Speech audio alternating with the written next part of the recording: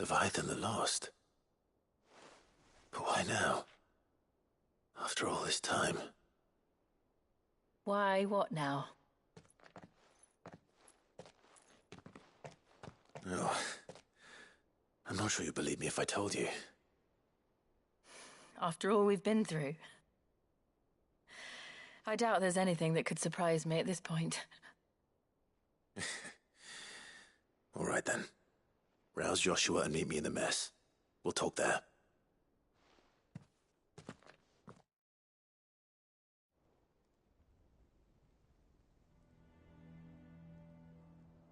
I see we're all here. So, what is it this time? I'm not sure yet. The letter delivered to my chambers omitted a few crucial details. Do we know its provenance? That was one of the details it omitted. But whoever the sender was, it seems the Dame held them in high enough regard to point them in our direction. The Dame? Well, she's not one to waste our time. It must be important. Important might be an understatement. If the letter is to be believed, Leviathan's dominant is in danger. And someone wants us to save him. Leviathan? So the Warden of Water has finally returned. What has it been? 100 years? More. The Lost moniker dates back at least that long. Even our venerable lawsman would not have been so much as a glint in his father's eye when last the mighty serpent brought his crushing waves to bear upon the realm. But why the gap? I know it can be a few years before a new dominant's born. But over a century? Should the dominant of Water's bloodline have been severed somehow, it could have prevented a new dominant from awakening. But if one has awakened now, he couldn't have chosen a worse time. Every nation in the realm has lost its dominant. If word gets out that there is still one to be had, they will stop at nothing to claim it for their own. And the twins will be at war again, just when humanity most needs to come together. Did the letter say anything else? Only that if I wish to know more, we must meet in person. And that the Veil can arrange a meeting. If nothing else, you can be certain it ain't a trap. Famous last words. I'm coming with you. As am I. Thank you. Both of you. And Otto? Yeah. I'll keep an eye on things here. Didn't fancy coming anyway. Thank you. I shall leave the Invincible in your capable hands.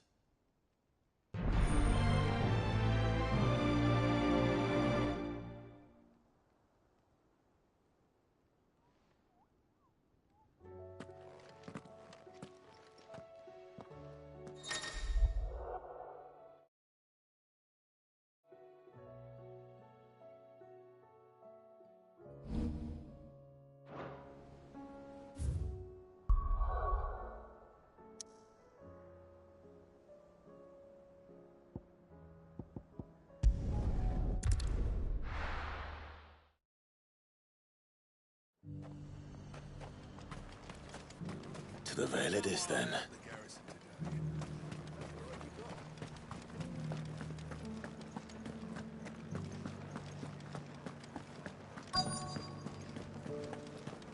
Looks like you've got a thirst. But enough talk. How about we... Fancy a peek behind the veil, my lord? I'm looking for a Layla. You found one. So, will your friends be joining in? Or just watching? We're not here for your services. We simply want to talk. What you do with your time is up to you. The price is still the same.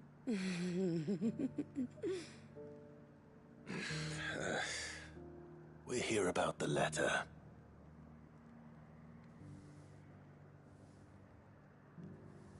Oh. Sorry. I suppose you'll be wanting to know who wrote it then. Among other things. Look, I'm just the messenger here. There's only so much I can tell you. Specifically? A location, north of town, on the shore of Isle of Feist Bay. There you'll find a tent, and the woman who can answer your questions. And that's all? Nothing else? Actually, one thing. There's more than flowers in the meadows these days. So keep that sword of yours to hand.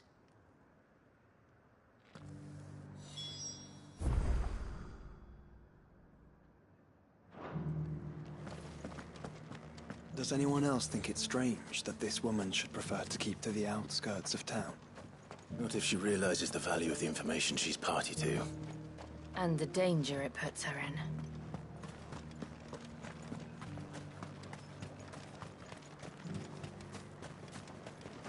Do be careful. I will.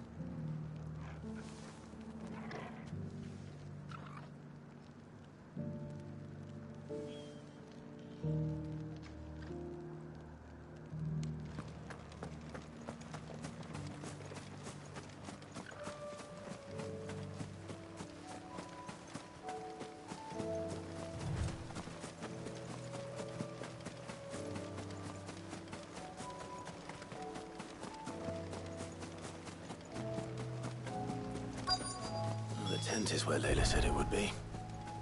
Yes, but who awaits us inside?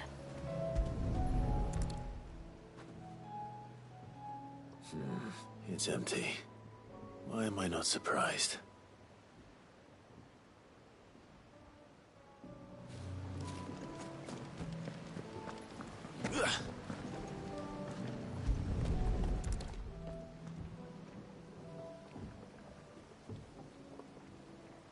A boat. No prizes for guessing who that belongs to.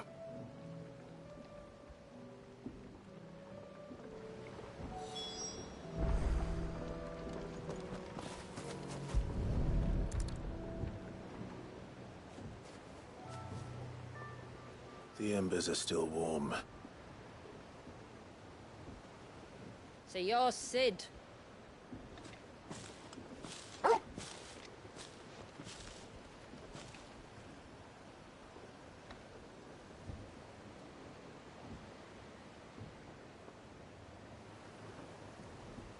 I suppose I must be.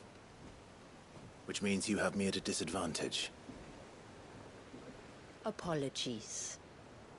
I am Shula, tributary of Mysidia, final haven of the Moats of Water. The Moats of Water. The very tribe into which it was believed Leviathan's dominant was born. A people notable for their sapphire eyes and ivory hair. Yes, that would be impossible, since the tribe famously... Vanished. Was exterminated. Despite the best efforts of both church and state, we are still very much alive. Though we've managed to keep that fact hidden from good Krieger's faithful for over a century. Along with Leviathan's dominant.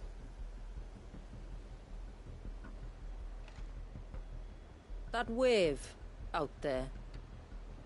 What do you know of it? The Surge. Only that it's been there a long time. Since the fall of Drake's Eye almost a century ago. Some claim the two are connected, but none can speak with any certainty. So in other words, you know nothing. Not that I'll hold it against you.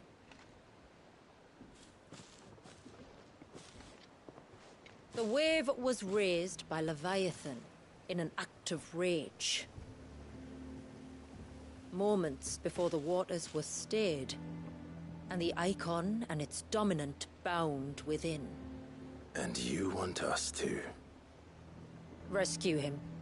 Yes. You see, A little bird told me about a certain outlaw with a singular knack for putting unruly dominants in their place. And ours is about as unruly as they get. For years, we've searched for someone who could hold their own against an icon. Someone just like you. So what do you say? Will you help us? What exactly did your dominant do to warrant this punishment? What did he do? He committed the greatest crime one of his kind can. He was born.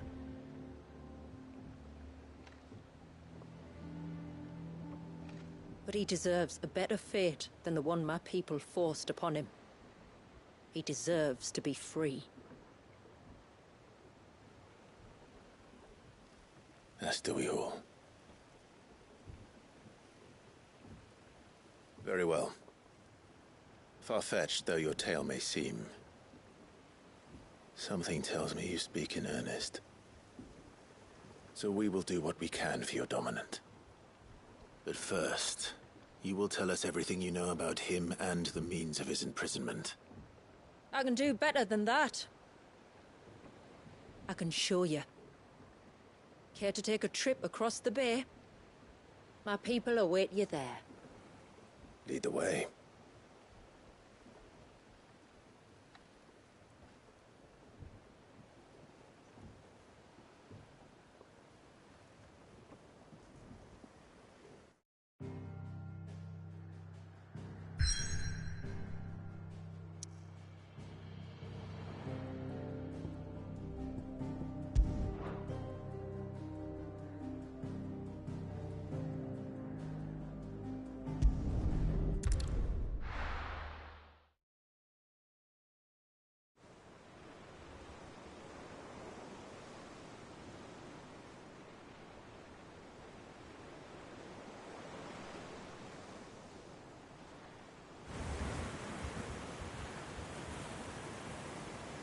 All right, you might want to hold on to something. We're coming up on the wall, and passing through can take a bit of getting used to. I don't see any wall. Of course you don't. That's the point.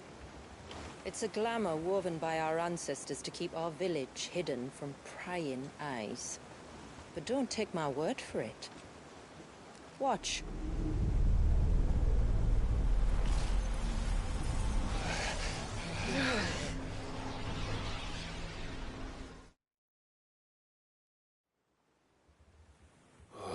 That was worse than a slug of Bacchus wine.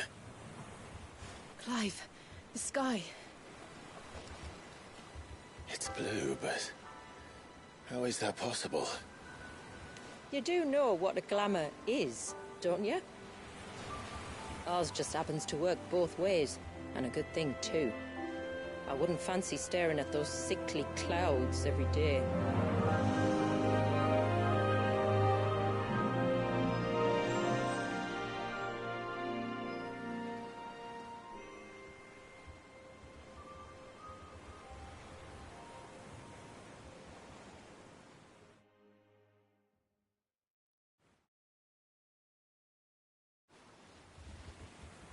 And that concludes our little voyage. We're here.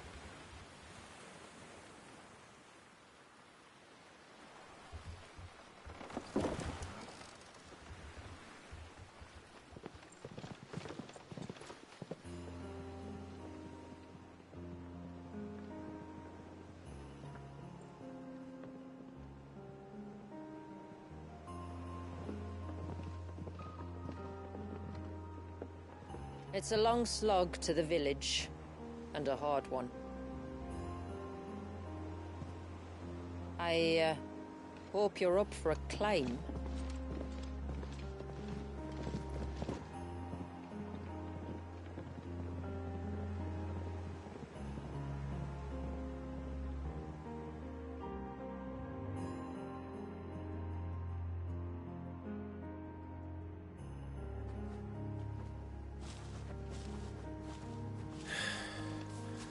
Finally.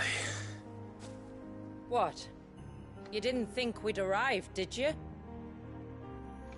The village isn't up here. It's on the other side of the mountain.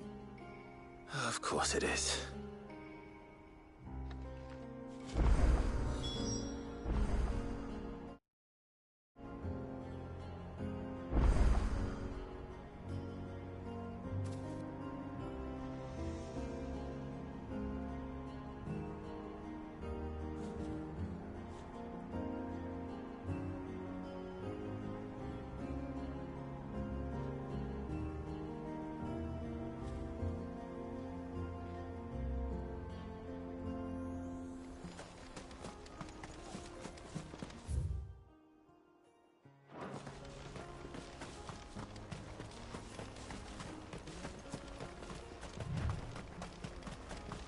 Watch yourself, Sid.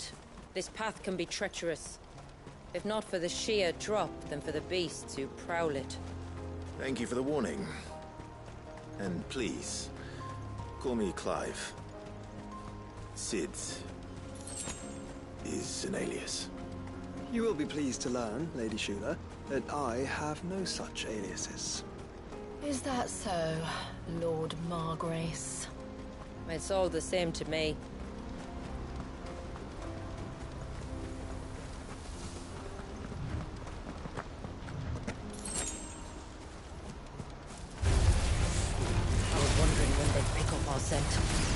Stand back.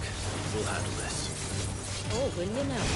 Shall I keep my axe and spells to myself, then?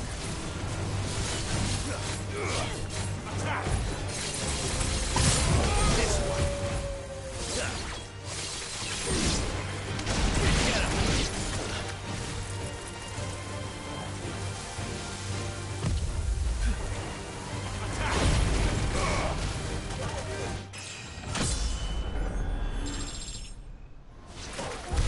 Earlier you mentioned spells, yet I see you carry no crystals.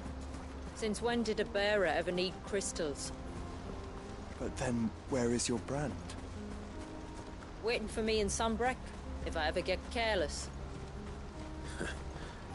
Then it's in for a long wait.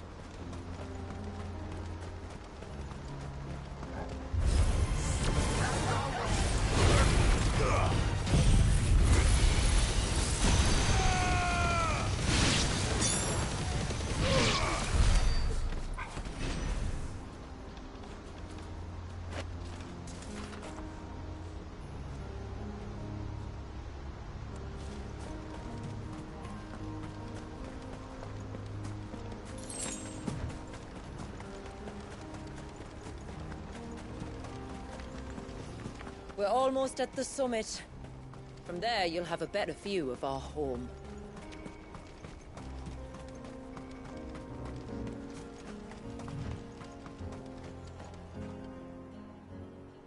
Few have ever set eyes on what I'm about to show you. Just so you know. This is not what I expected. Welcome, my friends, to Mysidia.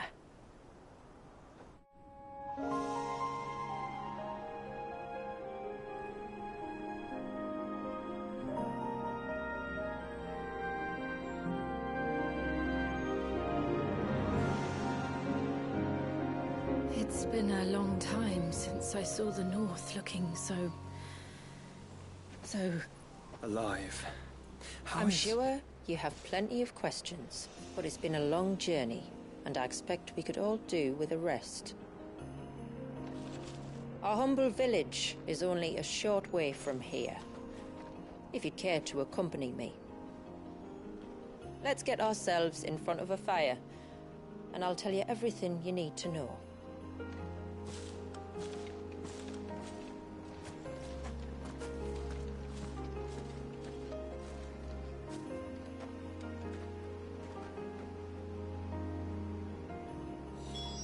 It's beautiful, Shula. And we aim to keep it that way.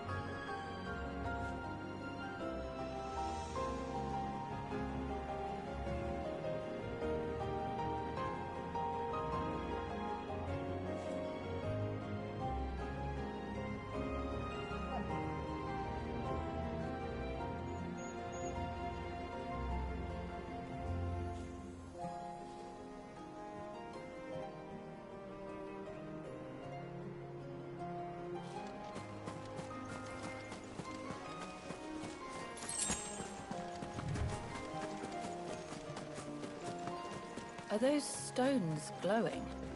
That's one of the cairns which maintain the glamour. Steer well clear.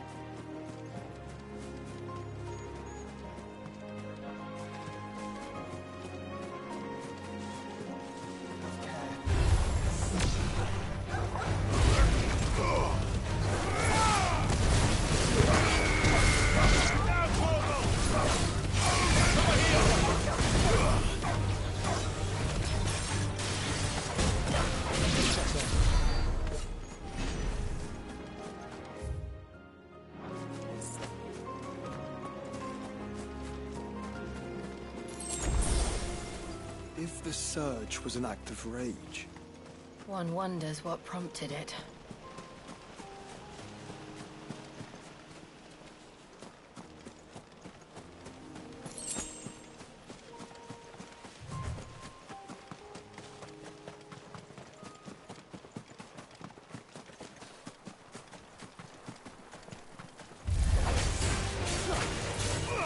This one.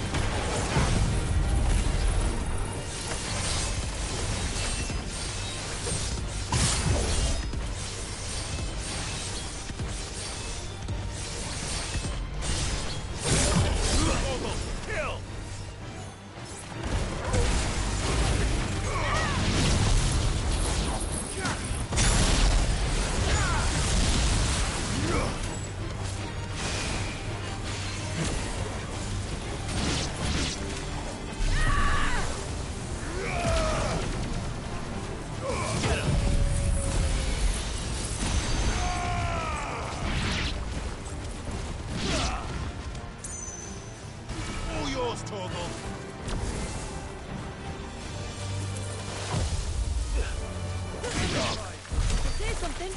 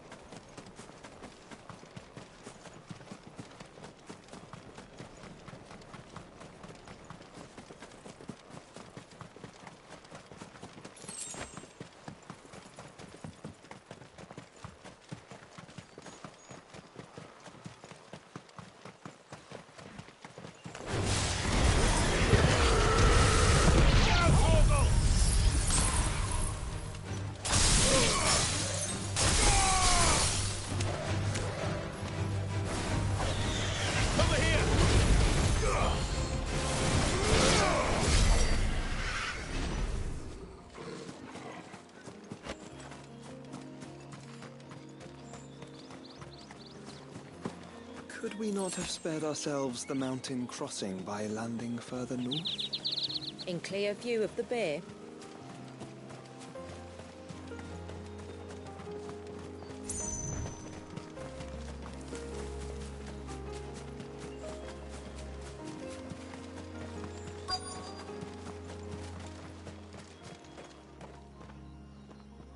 On evening tides. Does morning's light return? Open the gates! The tributary is home!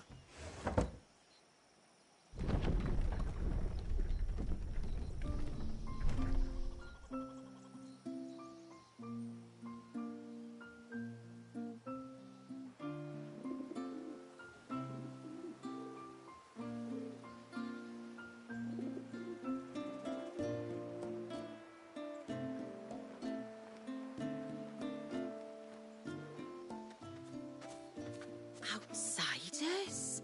Well, I never. Look at the size of that dog. All right now, back to your duties. You'll have to forgive my people their curiosity. We don't get many visitors. Or any, truth be told.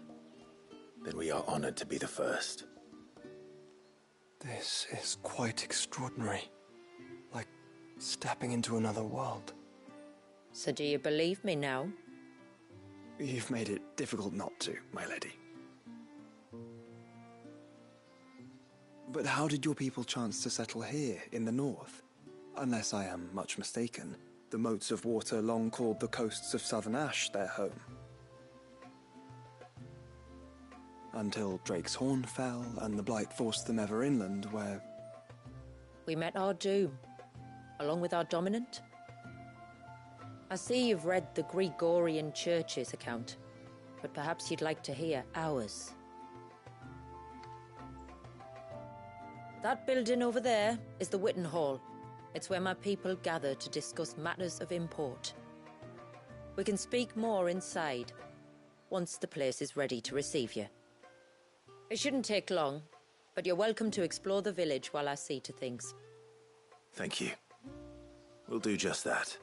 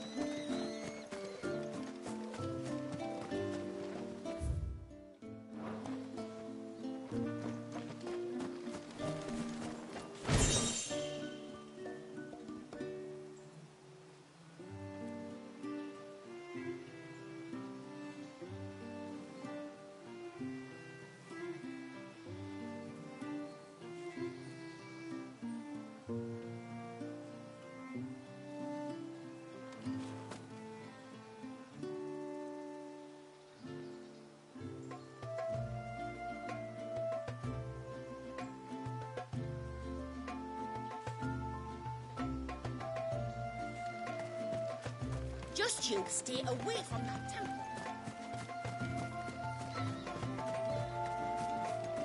He's coming over here.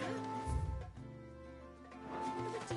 we do? So what do you think of our little haven in the woods?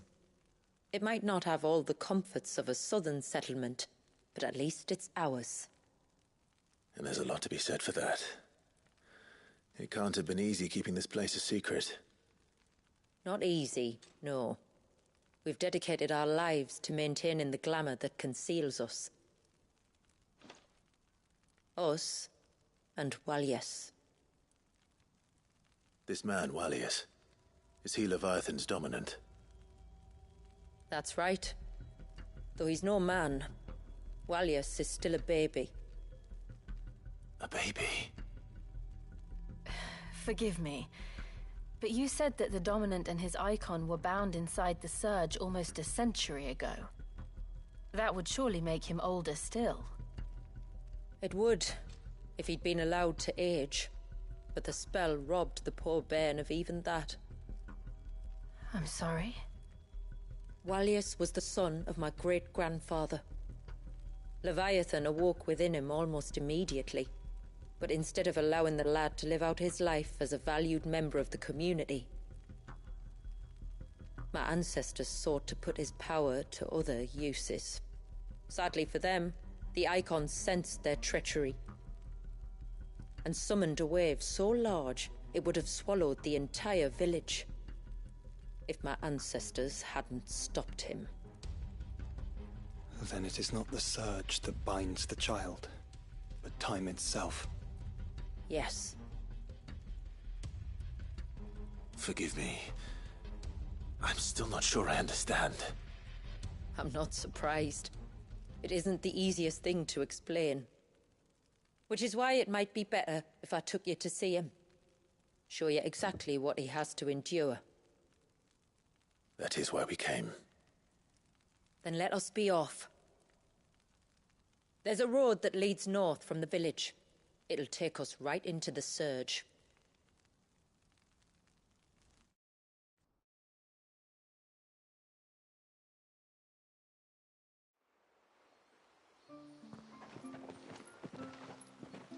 Are you bound for the wave, tributary? We are, Delina. Have you spread the word about our guests? I have. Everyone knows to treat them as family. You shouldn't have any trouble now, but just in case, I would have you accept this symbol of our people.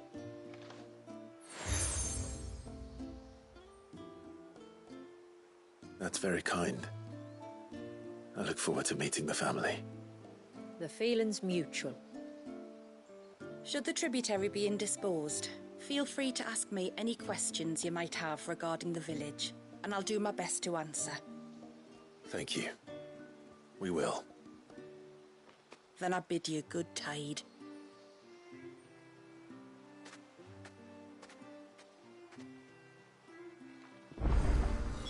Our storehouse lies across the bridge. If you're short of supplies, you may find what you need there. Though we will have to ask you for recompense, poor as we are. You are Sid, aren't you? The man the tributary told us about? I wonder if you could help me. With what exactly? Oh, nothing too troublesome. Do you know my husband, Pavat? He's the village smith, among other things. Anyway, his name day's not far off, and I wanted to make a gift for him. He's a craftsman, you see, and he's been fretting about running low on the flowers he uses for dye making, so I wondered if you might collect some for me and give them to him. Would this gift not be better coming from you? Perhaps, but it can't, for reasons I can't go into. Please, I know it sounds daft, but I'd be ever so grateful.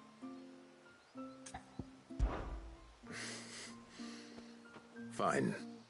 Which flowers does your husband need? The sweet little blue ones that grow around the fount. Elder's blessings, they're called. We use them to dye our fabrics so we always feel close to water like they are. You don't need to go to the trouble of picking them yourself, though. Just speak to the field hands and ask them to share their harvest with you. 2 basketfuls should be enough for my husband to be getting on with. 2 basketfuls it is.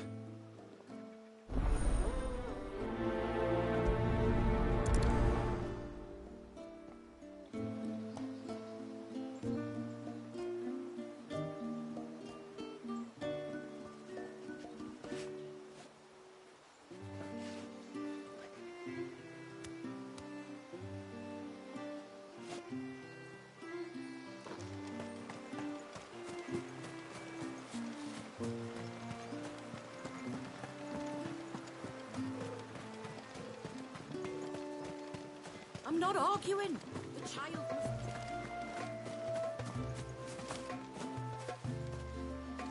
Excuse me. I wonder, might you be able to spare a basket of Elder's blessings? Pavart's wife tasked me with collecting some for her husband, and suggested that I speak to you. Ah. Werda wants you to bless her better half with the fruits of our labour, does she? Go on then. Give the old fool something to squirm about. I'm sorry. Ah, don't worry about it. An old fool Pavart may be, but if you come bearing gifts, he's not fool enough to turn you away. I'm glad to hear it. Thank you.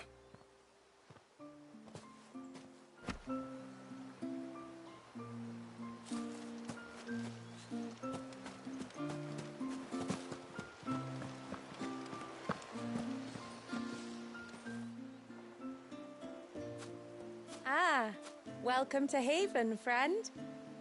Thank you. Forgive my presumptuousness, but the smith's wife has asked me to make her husband a present of some elders' blessings. 2 basketfuls, to be precise. Well, I have one, if that's any help. It is. I'm much obliged. They really are beautiful. Aren't they just? Though that's not the only reason they have a special place in our hearts. Legend has it that when our people fled from Ash, the tributary of the time took some seeds with them. And as they wandered high and low across the Twins, he'd plant them wherever they stopped for water. Every elder since has done the same. So when we finally put down roots here in Mysidia, the flowers did too.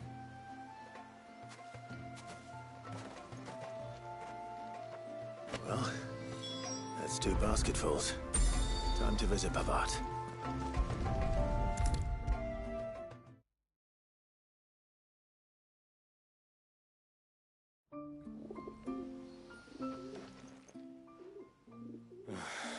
What do you want? Your wife asked me to bring you these flowers.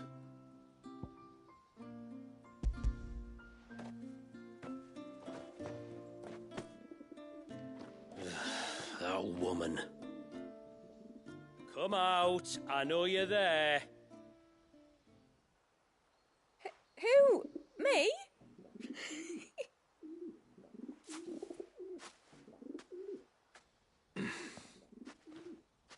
Would either of you care to explain what's going on? I'm sorry. I didn't mean to deceive you. It's just, my husband can be a bit standoffish at times, and I thought this might be a good way for the 2 of you to get acquainted. What with you being a swordsman like, and him being the only smith in the village. It'd be a shame if you couldn't turn to him for help. The only reason he couldn't turn to me for help is because I had my hands full with all the orders you lot dumped on me. I'm pretty much done with them now, though. But, for the record, the tributary said that we were to lend you outsiders our aid, and that's exactly what I was planning to do. With or without my darling wife's meddling. Still, here we are.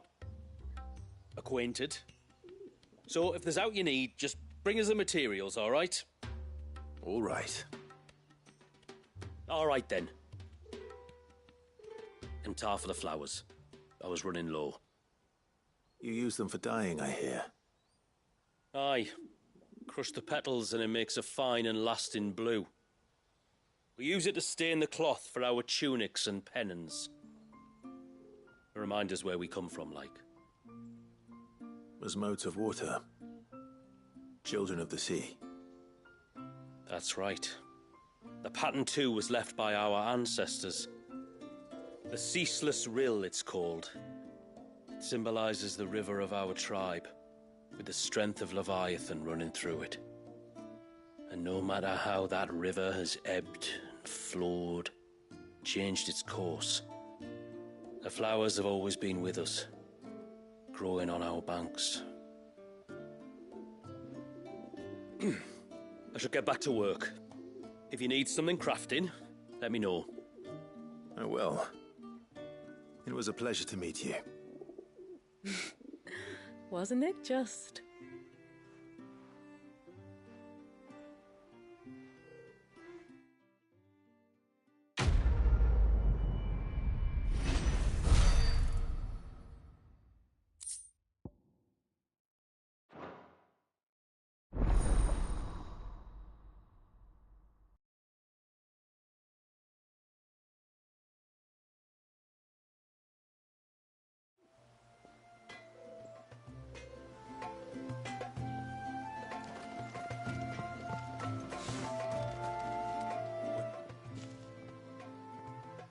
I'll have her hide when she gets back.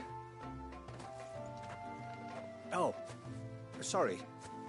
I was leagues away. How can I help you? If you're after something from the storehouse, it's actually my wife you'll want to talk to. She will have to charge you for the goods, though. Not that we'd fleece you or anything. It's just, you know, needs must. I understand.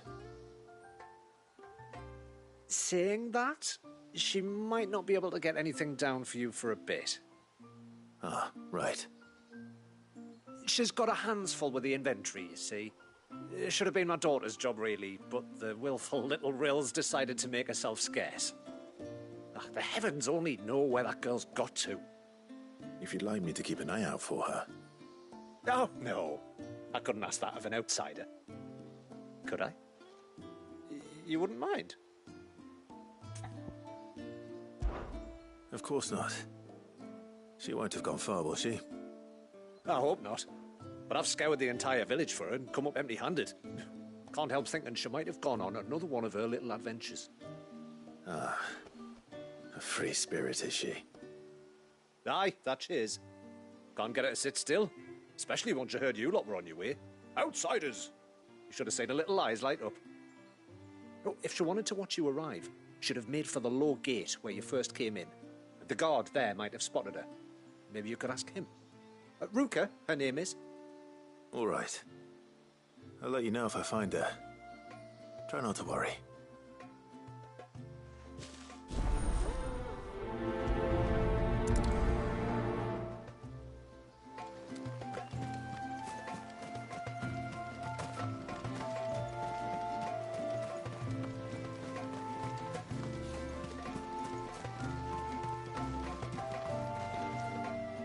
Excuse me.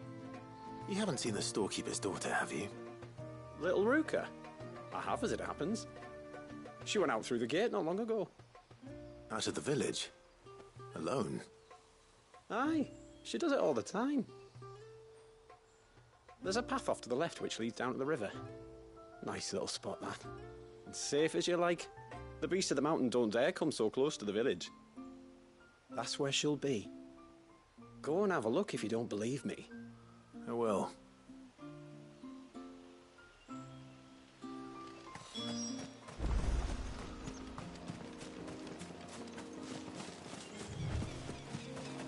This must be the path.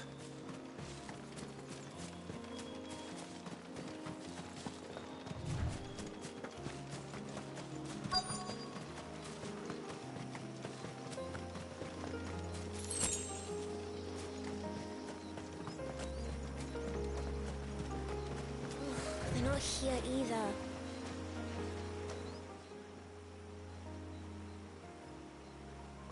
It's you! I've been looking everywhere for you. You must be Ruka. You know my name? Can you lot read minds? Your father asked me to keep an eye out for you. You left without telling him where you were going. He was worried. But I went to look for you. Well, now you found me.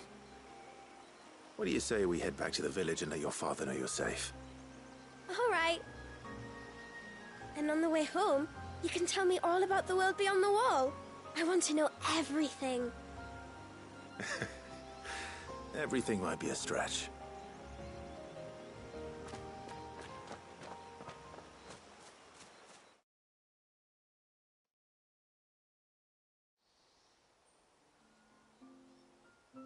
Thank you for bringing her home. And sorry for the trouble. Oh, no. It was a pleasure. Daddy, did you know that there are villages 10 times as big as Haven in the outside world? 10 times! Cities, they call them. And in these cities, they have great big walls and towers and castles. Oh, to think I was worried. You can tell me all about the outside world later, Sweet Pea.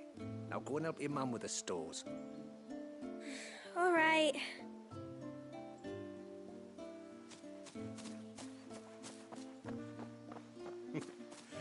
Thanks for putting up with her questions. She, has a lot of them. One of the big ones being, What are the people beyond the wall like? Reckon you've made a good first impression. Are we the only one she's ever met? That you are. The rest of the world can't know we're here, so we'll have to be very careful who we're letting in and out. A few of us might make the occasional trip to shore for supplies, but for the most part, we'll make do with what we've got, including what the old Northerners left us. Yes. You built on top of the old ruins, didn't you? Well, they make for fine foundations. Their masons clearly knew what they were doing. That's one thing we don't have to worry about. Oh, it's everything else that's the problem. Medicines, metals for tool making, anything like that.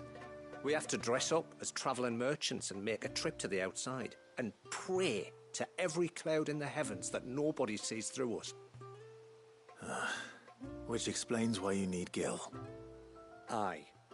And now Rook is back, my wife should be free to assist you with any potential purchases.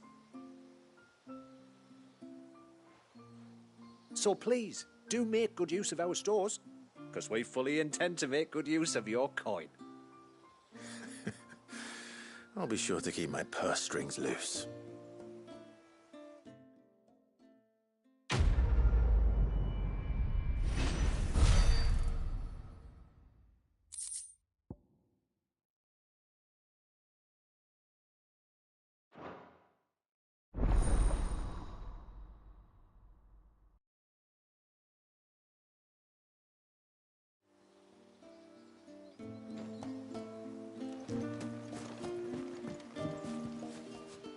Thanks for bringing me daughter back. I don't grudge her looking for adventure, but she's got to pull her weight like the rest of us. Anyway, now we've got the inventory done, I can attend to my own tasks, like seeing to our visitors' needs. So, was the route you wanted? I will have to charge you. Well, if you're sure you need it.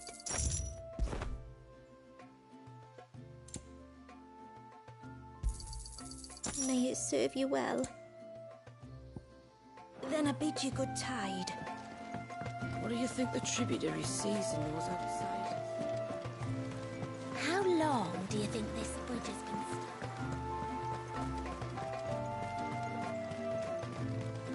stuck? Suddenly, there were curls everywhere I looked.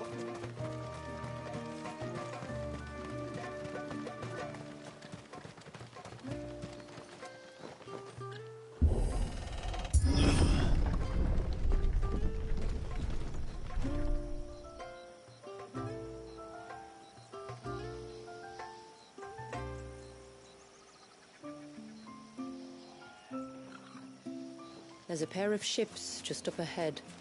Ships? But are we not still leagues from the shore?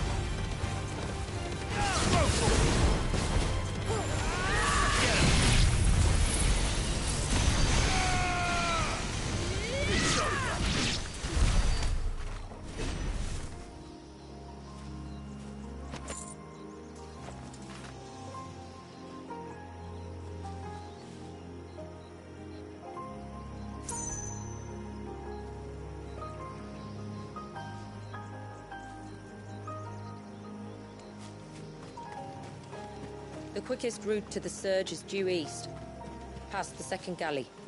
Shula, how did these ships come to be here? What do you imagine happens when an icon of water gets angry? Really, brother, did you have to ask?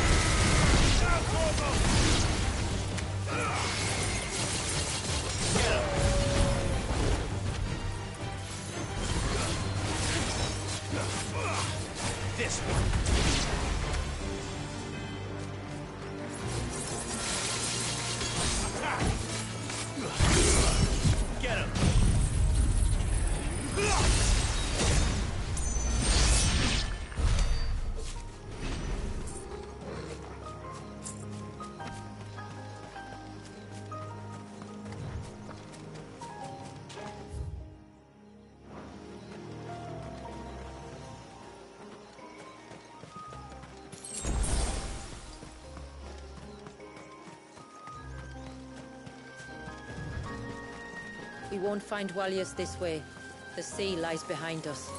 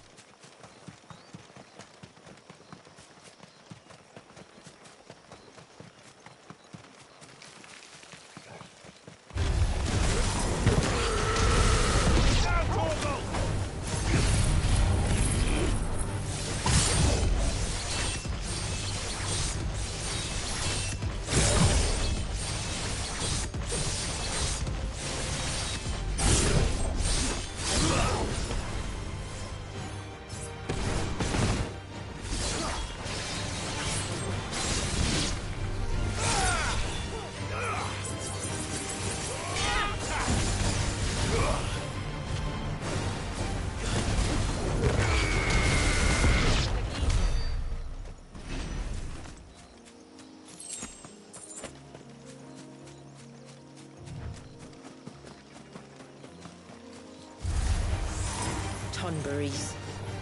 Foul creatures consumed by their hatred for everyone and everything. Everything save sharp nerves, it seems.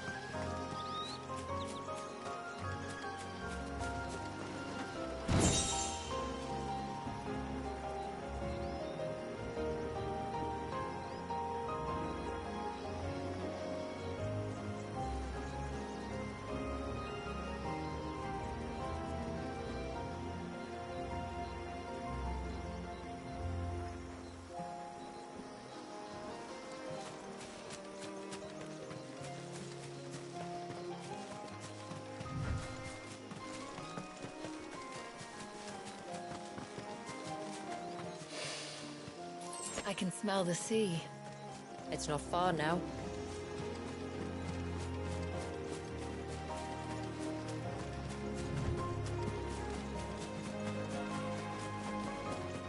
How will we reach the surge? We'll follow the coastline north. There's a bridge that'll take us across to the cape.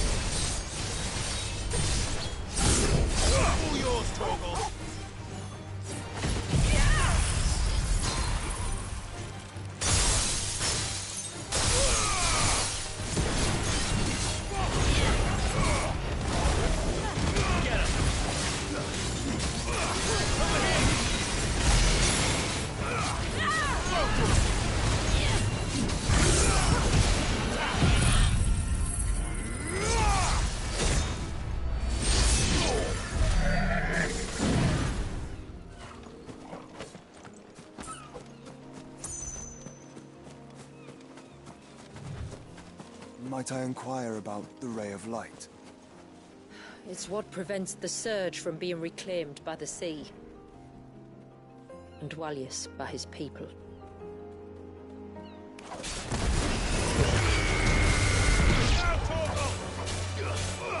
This one.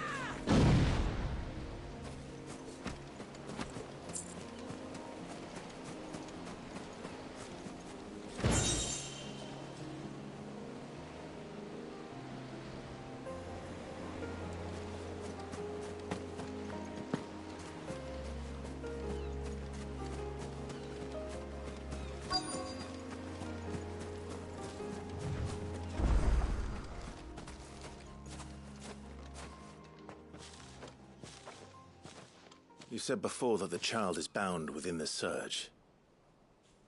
But you've yet to tell us how we're meant to reach him. I trust we won't have to hold our breath. No. The surge wraps around the cape without engulfing it. If we continue to its tip, there is a path down to the seabed. And the wave's origin. All right. It won't be the first dominant we've met at the bottom of the ocean.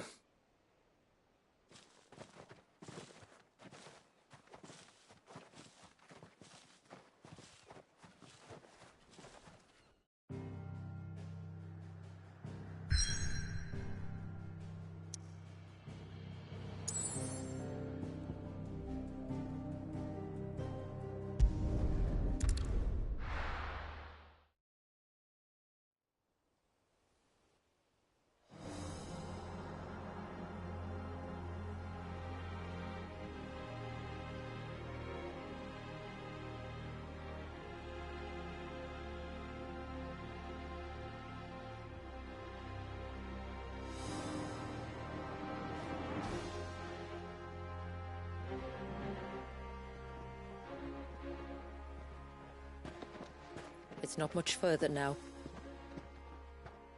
The path seems well kept. Do you and the villagers often come this way? Only me. Once every new moon without fail. It is my duty both as village elder and Dwalius's descendant. But surely no one blames you for what happened? Why should you bear the responsibility alone? You misunderstand. I do it because I want to. To show him that he isn't alone, and that there are still some of us who would see an end to his suffering. Suffering you will soon witness with your own eyes.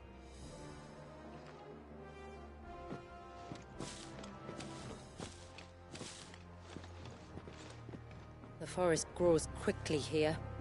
Left unattended, the path would be reclaimed in a matter of moons.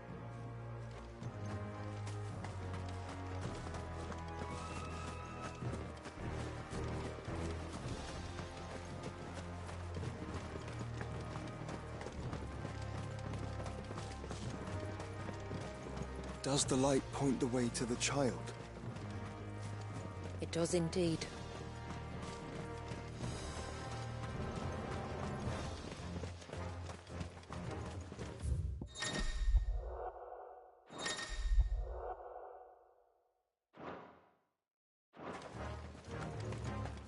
Look at all the droplets of water suspended in midair. Where they have remained untouched by time for 80 summers. It's not right. No. It's not.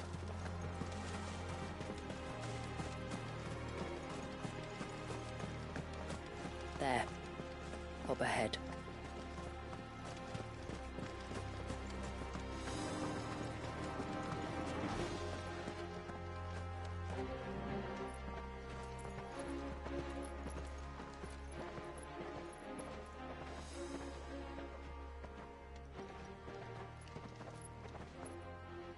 Down in the center. Follow me.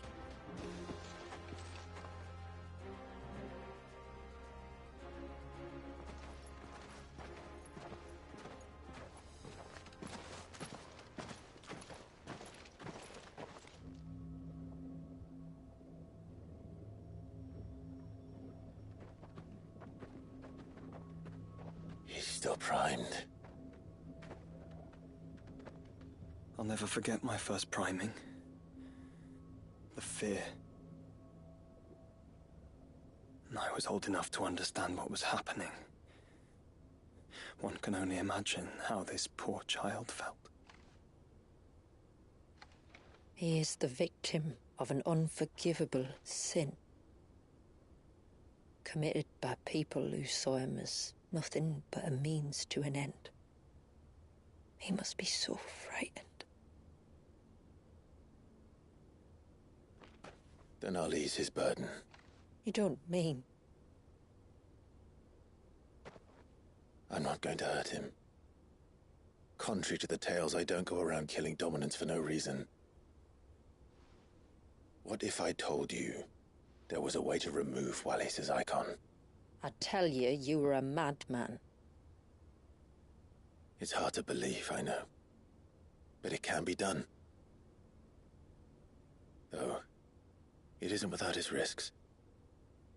Part of the icon remains no matter what. So, it might still come to violence.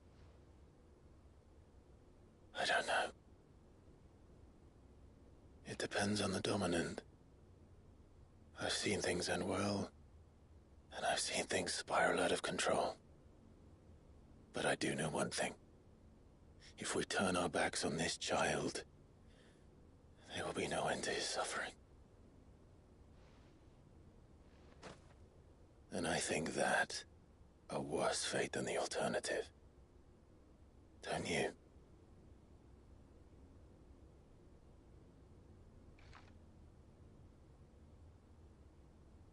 Very well. Do what you must. And whatever happens, I will own the consequences.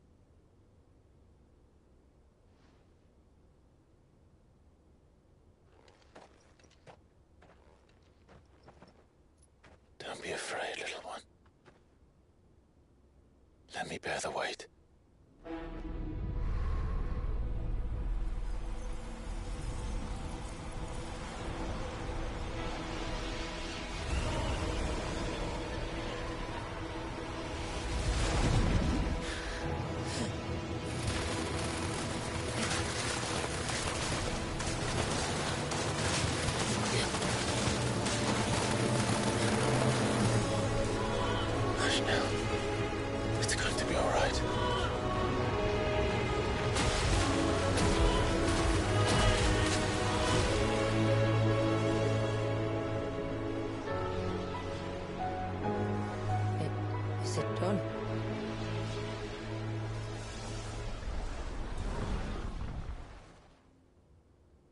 I think so. I can feel the icon inside me. But something's wrong.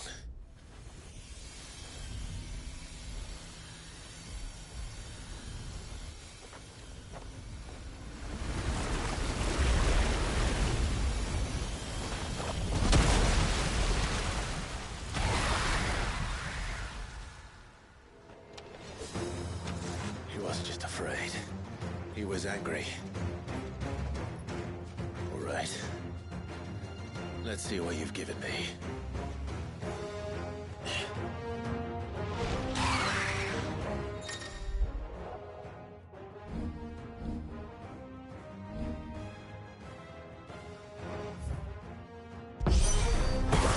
Leviathan!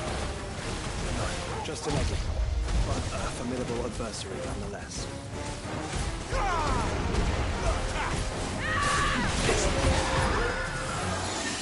Oh, look. It has friends.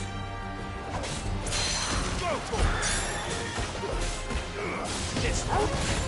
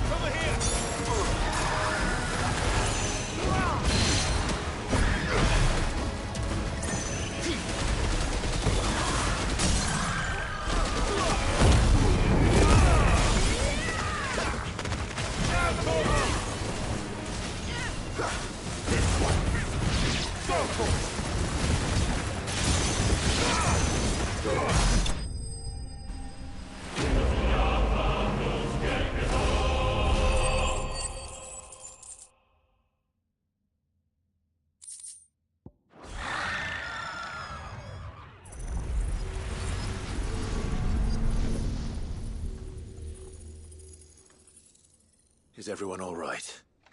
He seems calmer now. You said Walius was frozen in time. But he knew we were here. How? I don't know. He's never reacted to anything or anyone. Until now. The child has been bound for nigh on a century. If he has been conscious from the first, we must remove the seal at once. It's not that simple. I wish it were, but... there's more to this tale. It would be better if I explained back at the village. I see. Then let's return before it gets dark.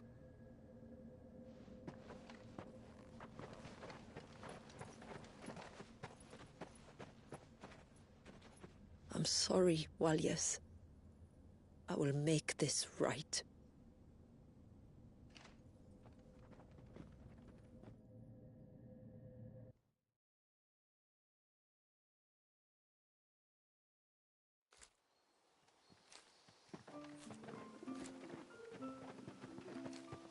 So, part of Leviathan is inside you now, is it?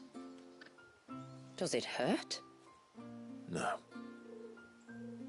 Not anymore, anyway. Good. Because I still have need of your strength. If you want to know the rest, we should head to the Witten Hall. Of course.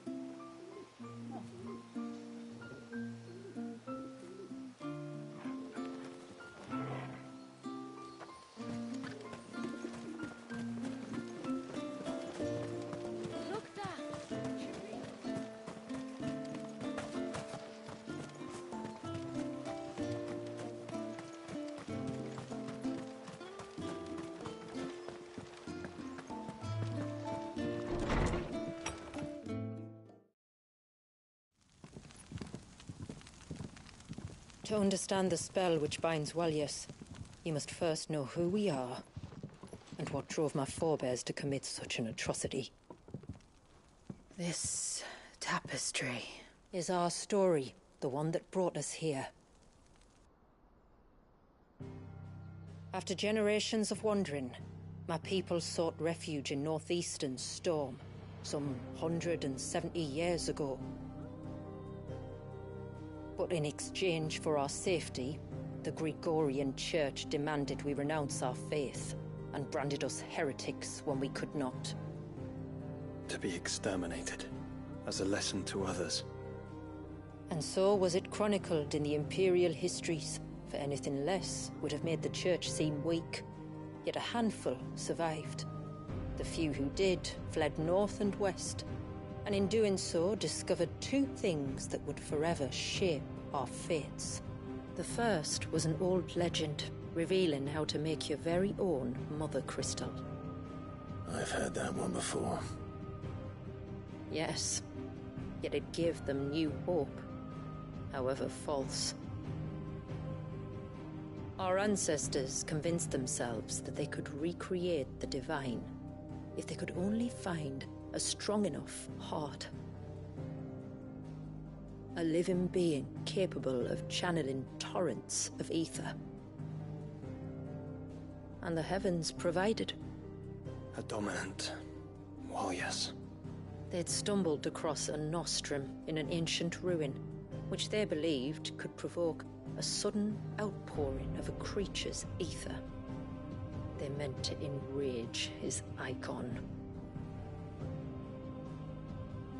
Leviathan would have destroyed everything, had our people not made their second important discovery. A means to stop time itself. Where did they find that? The Northerners had no such magics, or they would have used them. When our ancestors first arrived, the land was uninhabited, save for an old witch who lived on the highest peak. Her body had been consumed by the curse, a cruel payment for her long years of service to the Northern Thanes. So desperate were they to prevent the fall of Drake's Eye, they'd forced her to devise a spell to stop time.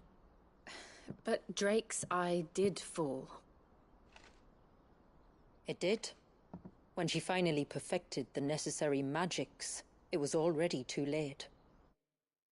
As punishment for her failure, the Thanes exiled her to this forsaken place to live out the few days she had left. Knowing her suffering, our ancestors cared for her as best they could, and in return, she gifted them her spell. That even though she should die, her legacy might live on.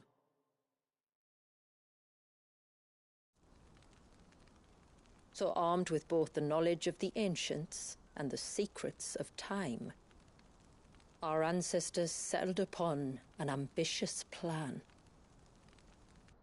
They would create a new Mother Crystal and enchant it that it might endure for all eternity.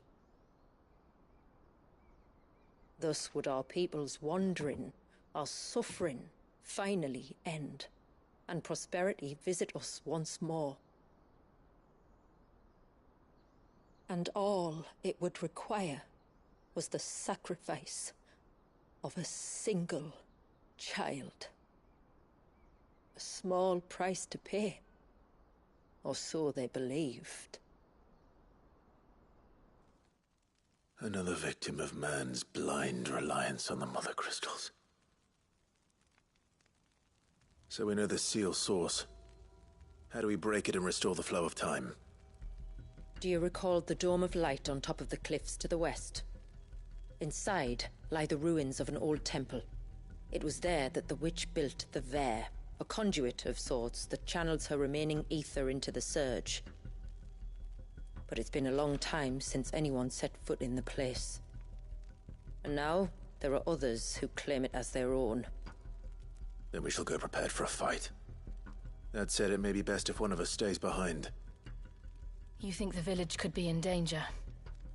We saw the ether flow from Walyas in all directions, but only encountered a single familiar. There will be more.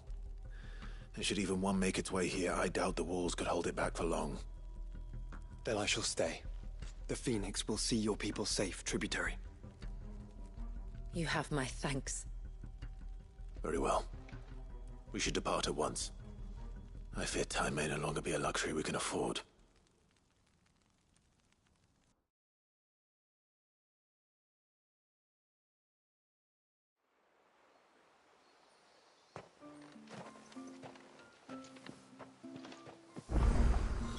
The Vare is not easy to find. We must first head north, and then west, deeper into the forest.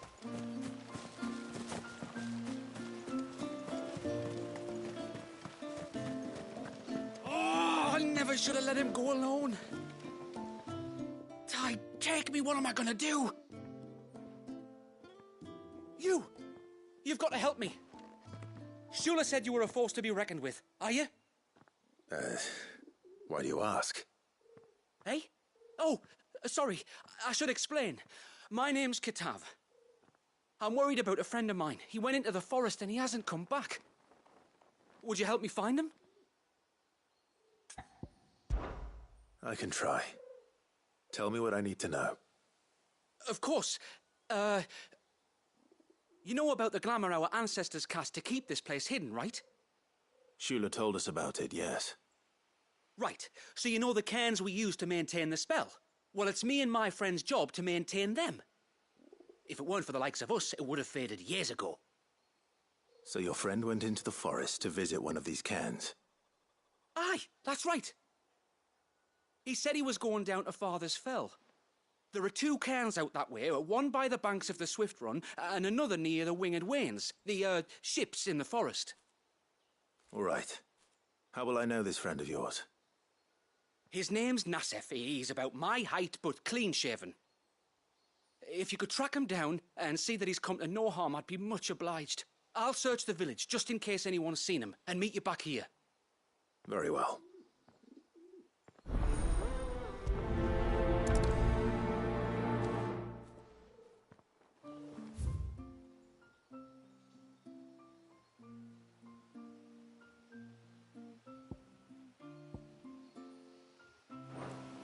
One cairn by the ships, another by the river. Better get moving. Hail, stranger.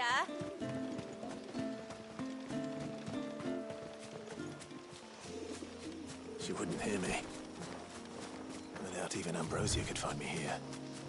Before, we turned east at the shipwrecks to reach the coast. Now we must head in the opposite direction. Left it is, then. Time to fight.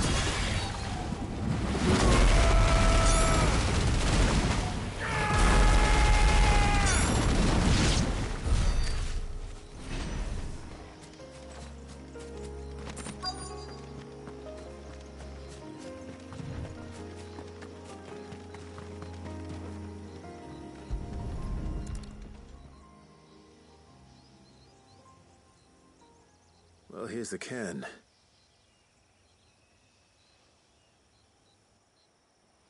But no sign of Nassef. To the riverbank, then.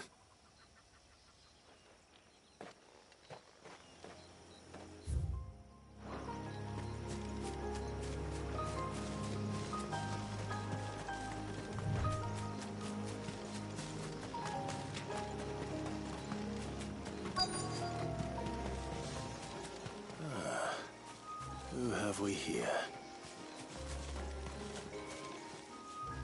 I'm looking for a man named Nassef. Aye, I know him. Takes care of the cairns. Wait, you didn't think I was him, did you? Sorry, mate, I'm just out to jim myself a few ibexes. What do you want with the lad, anyway?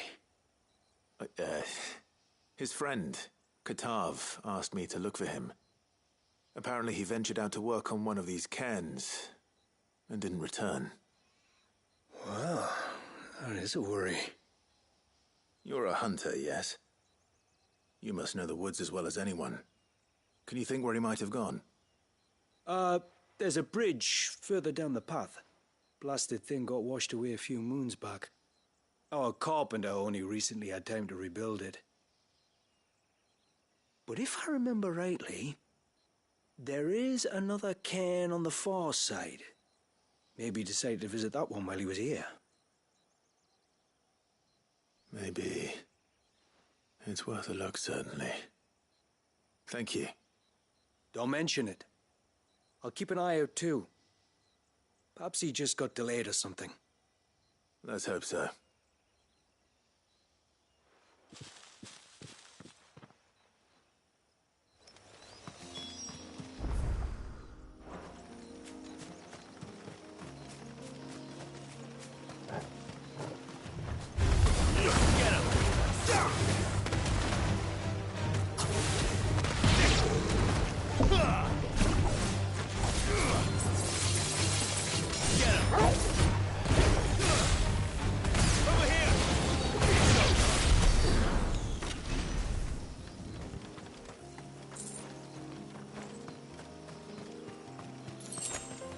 This must be the bridge the hunter was talking about.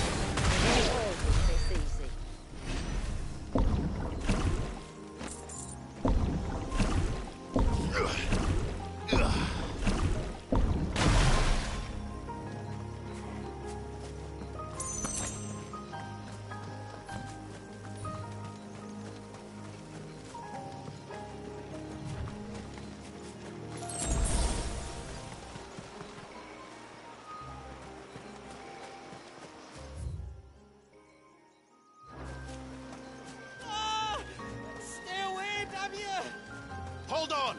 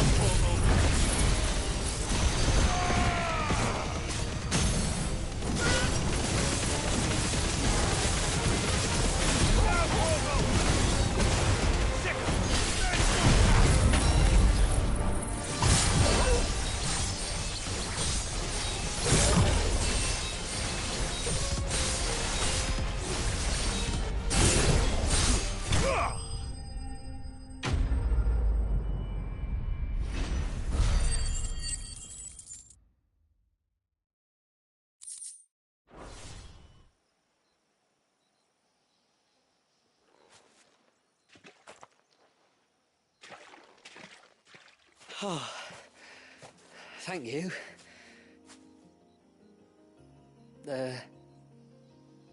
I'm the tributary's guest. And you must be Nassef. I am? But how do you know that? Your friend Katav asked me to look for you when you didn't return. Ah, I'm sorry. I was so focused on attuning the cairn I didn't see those creatures coming till it was too late. How exactly do they work? Oh, there are crystals inside. They're what keeps the glamour going. Should the ether cease to flow through too many of them, our shroud would quickly unravel. It's my job to make sure that doesn't happen. And an important job it is. But you'll struggle to do it if you're dead. You need to take more care. Yeah, no arguments there. The truth is, me and Katav usually work together, watching each other's backs like. But when we heard outsiders were coming, we split up to get the job done faster, so things will be perfect for your arrival. Stupid, I know. So you found him then? Not before the local fauna did. My arrival seemed to put them off their dinner. Mustn't have been hungry after all. Expect you'll be wanting someone to escort you back to the village then, Nassef. Woods are full of nasties today. When you're next in Haven, be sure to come and see us. You saved my life. It's only right I repay you. If you insist. Take care now.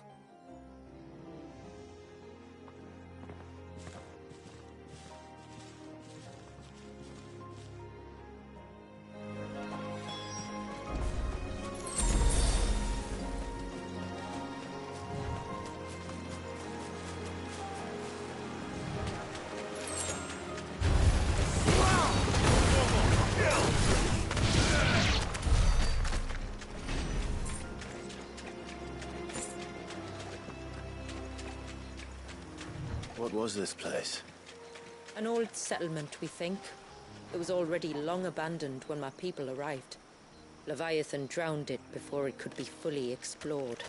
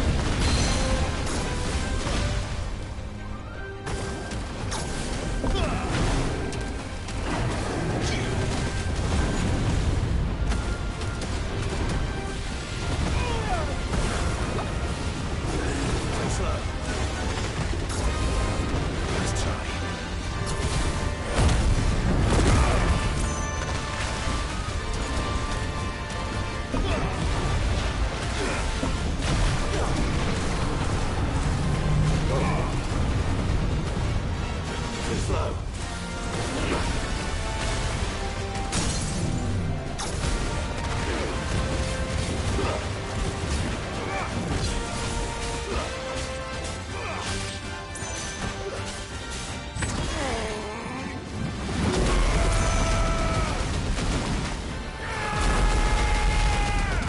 Farewell.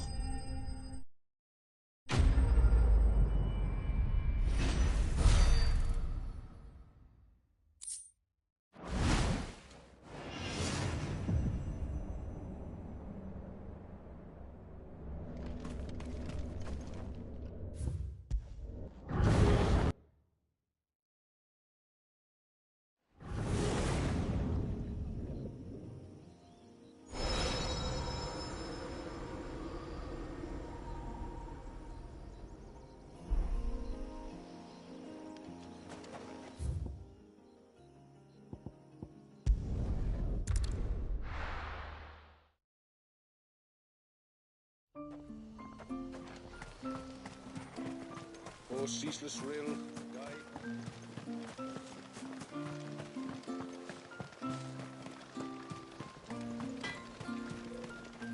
What is it you want?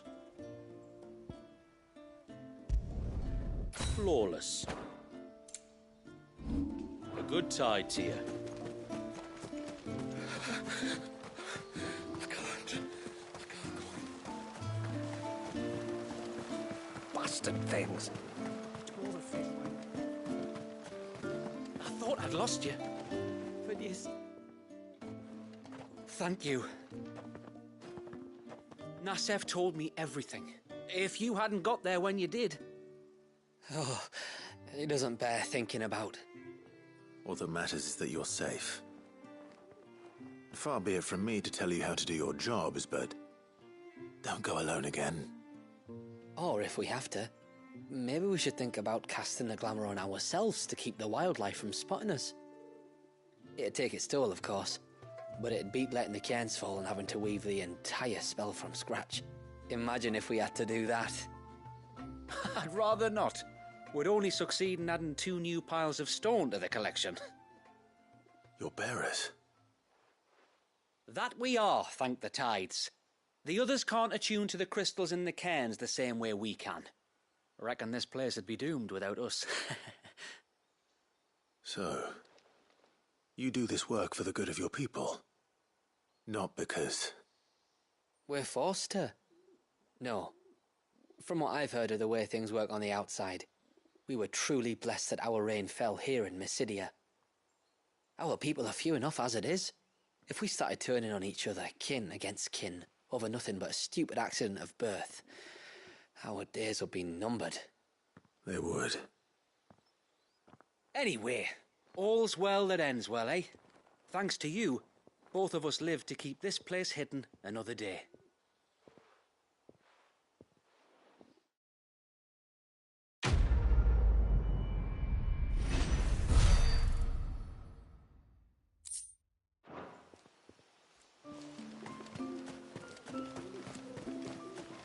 Hail, stranger. Are you a rider by any chance? I am. What gave me away? Oh, I can smell it on you. The scent of the stables. And not just any stables. Something tells me you've never been one to ride half-starved birds with chine gall and wet beak. If I had a guess, I'd say your bird eats only the finest greens and has her feathers groomed twice a day with a curl hairbrush. Nothing but the best for my ambrosia. Ambrosia, eh? Pretty name. What's she like? Well, she's tall and strong. And her feathers are as white as snow. You're joking. You've got a white chocobo. I have, yes. I suppose they are rather rare. This I've got to see. Can you bring her here? I would if I could, but I doubt Shula's skiff could hold her. Me dad's got a boat. And he's ferried chocobos before. You could get him to bring her. It'd be perfect timing and all. He's preparing for a trip beyond the wall as we speak. I'm sure he'd help you if you asked. He would. Well, I don't suppose it would hurt to have Ambrosia around. All right then. Where could I find your father? He'll be in the storehouse on the other side of the brook. Tell him Manda sent you.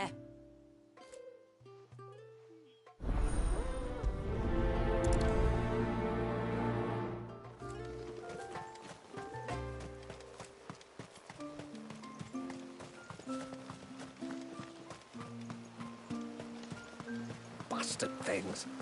Throw the thing away.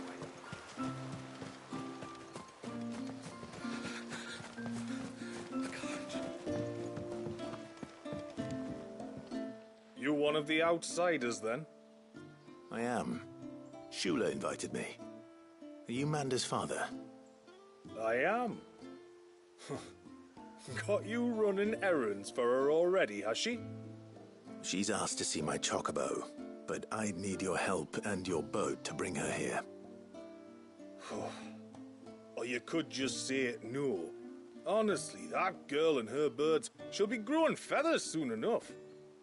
Well, truth be told, I didn't take the idea seriously at first. But thinking about it, it would make it easier to get around if I had Ambrosia here. Can you help? Well, if you're sure that's what you want. The tributary says we're to treat you lot as we would each other.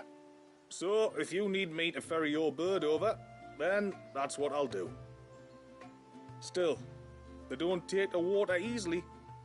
I'll need you to bring us a mimic gourd or two to keep her calm on the journey over. And where would I find one of those? Oh, don't ask me. It's been years since I last brought a chocobo across the bay, and I'm told the world's changed a fair bit since then. Where do you usually get your stable supplies from? Well, the man who made Ambrosia's tack lived in Martha's Rest, and if I remember correctly, he traded in chocobo feed too. So I suppose I'll go and ask him. I'll be sailing over to Northreach soon to pick up some supplies. While I do that, you collect your bird and your gourd, and then meet me by the shore. Just don't take too long, all right?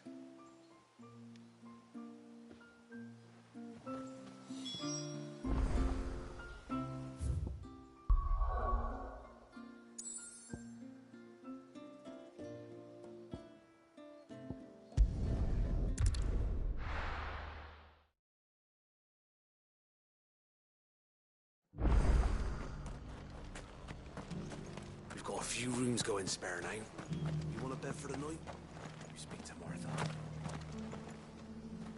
I remember you. You're the one who saved Whiteheart. How's the old girl doing? She's very well. Thank you. Oh, don't thank me. You're the one who saved her. Anyway, what brings you to the rest today? I was hoping to purchase a mimic gourd. And I thought you might be able to tell me where I could find one. Oh, reckon I could do better than that. Just so happens, I've got a whole carload of the blasted things. Not a buyer in sight. Really? Aye, you'd be doing me a favor taking a few off my hands before they turn to mush. But just be on the lookout for wild birds, eh? Don't want them chasing after you like they did me. I will. And thank you. Oh, you're very welcome. Any friend of Whiteheart is a friend of mine. And in times like these, friends have got to stick together. We certainly do. Northreach, then. Wouldn't want to keep Manda's father waiting.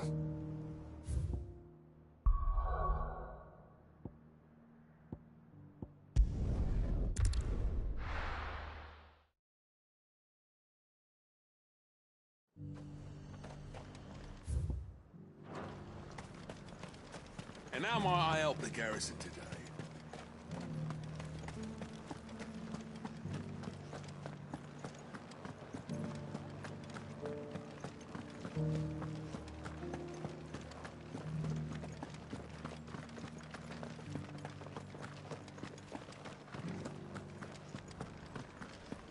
haven't seen any of those beastly blue...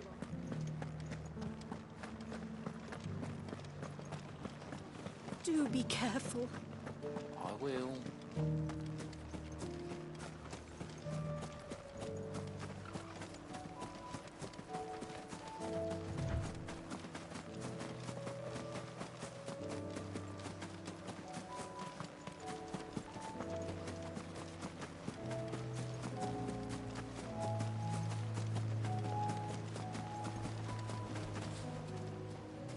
Ah, there you are.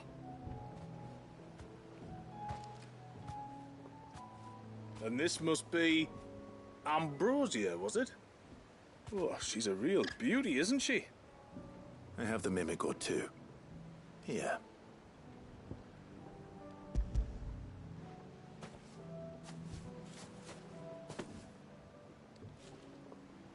Thank you kindly. Soon as she's gobbled this up, we'll set sail. We're going to take a little trip across the bay now, Ambrosia. Don't worry. You'll be all right.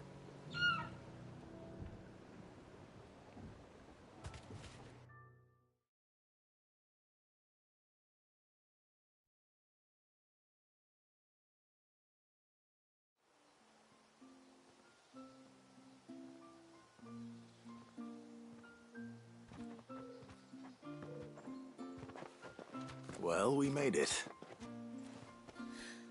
You didn't all? She is as white as snow. You're beautiful, aren't you, girl? Brave, too. She was calm as you like on the journey over. The mimic gourd will have played its part, of course, but passing through the walls enough to spook most birds even then. Not this one, though. Ambrosia's been through a lot. I doubt there's much that could unnerve her now. Not with a beloved master by her side. No. It's you who looks after me, isn't it, girl? Anyway, thanks for bringing her here. I hope I can breed a bird like her someday. And if you and Ambrosia need ferrying back to Northreach, you only need say the word. Thank you. But I think we might explore Mysidia together. What do you say, Ambrosia?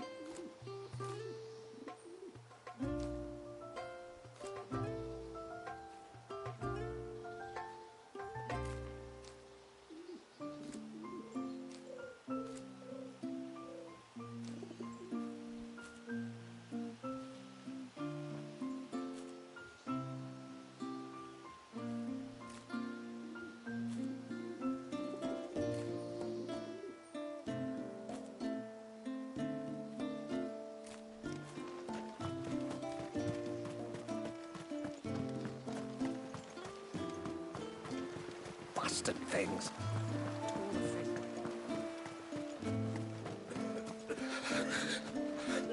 I can't. Just try to breathe. That's it. Is everything all right? Ah, you're the outsider. I'm Fannet, healer by trade. And this is Talor, one of my patients. He took ill not long after you arrived. Nothing too serious, I hope. I hope so too, But? This affliction, it's like nothing I've ever seen before. He complains of feeling chilled to the bone, but there's no fever to go with it. And my most powerful antalgic hasn't done a thing to ease the pain in his chest. I'm starting to wonder if his condition might require a different kind of treatment altogether. Shula said that you were here to help us. You couldn't help me, could you?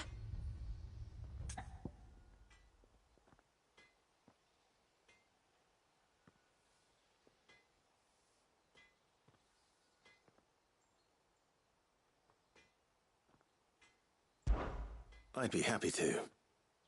If I can. You can, don't worry. All I need you to do is speak to Talor's son, Pavat, over at the forge, and ask if he knows what his father was up to before he came down sick. Something must have caused this, and I want to find out what.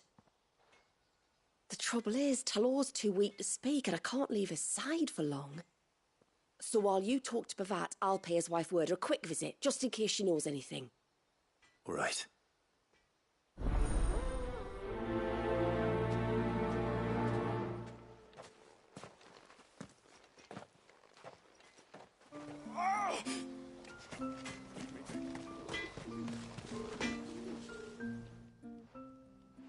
Oh, do you need something? I do, though not from the forge. Fannet asked me to speak with you. She's looking into the cause of your father's illness and wondered if you could shed any light on the matter. I see. Sorry. She shouldn't have dragged you into this. It's no trouble, really. Tell me, did your father do anything out of the ordinary before he fell ill? Not that I know of. But then I hardly see him. He's always out and about, like. Well, at least he was. Suppose he might have been a bit more fidgety than usual, but apart from that... When you say out and about, where does he usually go? Just round the village. Wanders over to Blazier's place most days. He's a fisher who lives on the other side of the fount. They're old friends. Maybe he knows something I don't. Maybe. I'll go and speak with him.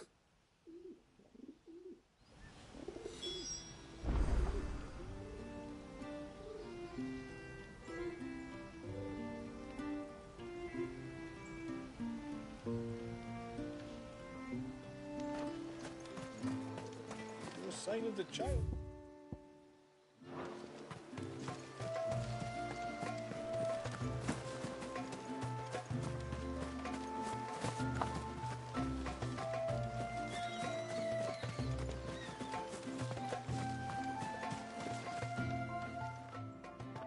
Greetings, stranger. What can I do for you? Your name is Blazier, is it not? Pavad tells me you're a friend of his father's, and that the two of you may have spent some time together prior to his illness. His illness?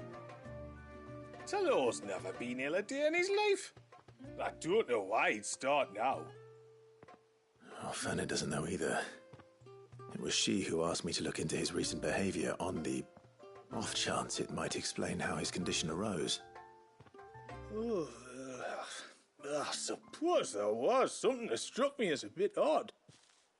He kept asking about the woods.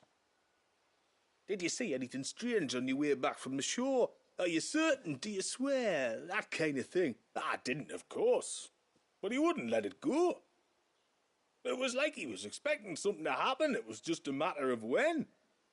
Not that I know what, but he never told me anyway. Well, that certainly does sound unusual. And it might just be what Fannet is looking for. Thank you. I don't mention it. Oh, and when you see Talor, wish him the best from me, eh?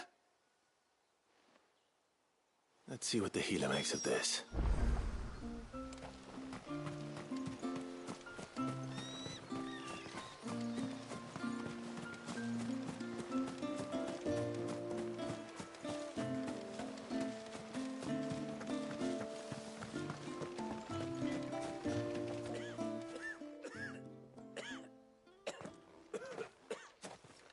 I spoke with Werder, but she couldn't tell me anything. Did you have any better luck? Nothing conclusive. But there was one thing. Blazir, the fisherman, told me that Talor had taken a sudden interest in the forest of late. He kept asking him if he'd seen anything unusual there on his way back from the coast, but never let on what exactly he was expecting him to have seen. The forest between here and the coast. Surely not. But then... I can't say for sure. But I think Talor's illness might have some connection to the Tomberries. You may have encountered them during your time here. The small, scaly beastmen. And you think they may have caused Talor's illness? I do. At least in a way. And if I'm right, it's no wonder the treatments I've been trying didn't work. Oh, I know it's a lot to ask, but would you go down into Father's Fell for me? There's an altar there. And if my fears are true, an offering upon it. What is going on here? Please. I'll explain everything when you return, but time flows fast. I beg you, make haste for Father's Fell and take the offering from the altar. Talor's life may depend on it. Very well.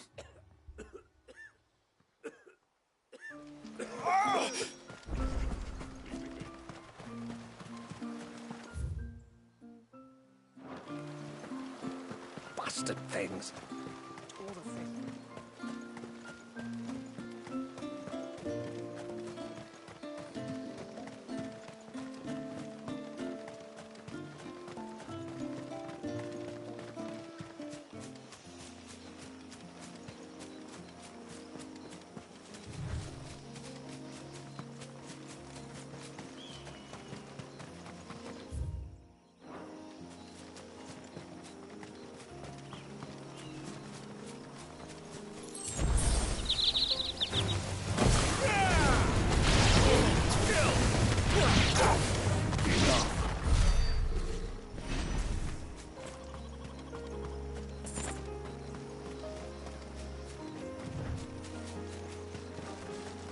If there's one thing I know about beastmen, is that they love to hide in the dark.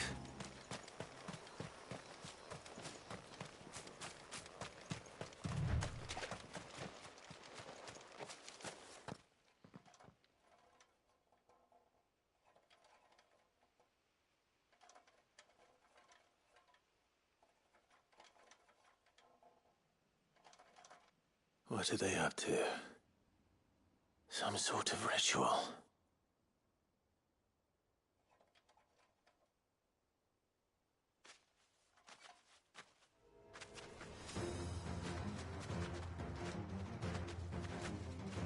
Sorry to disturb you.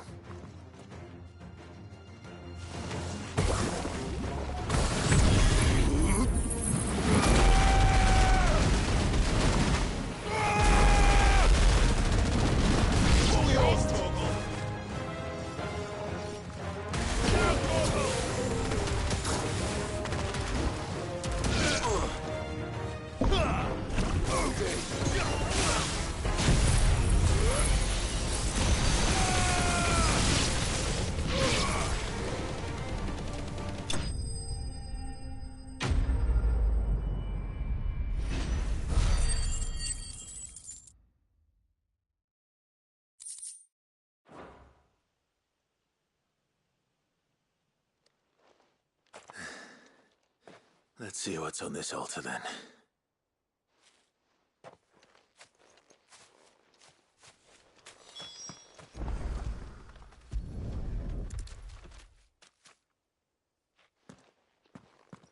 A silver chain. I doubt the Tomberries made it. This must be what Fennec was talking about.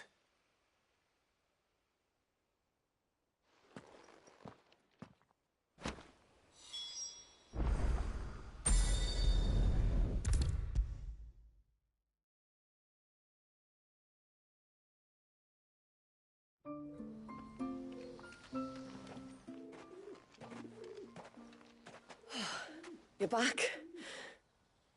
Well, did you find anything? I did.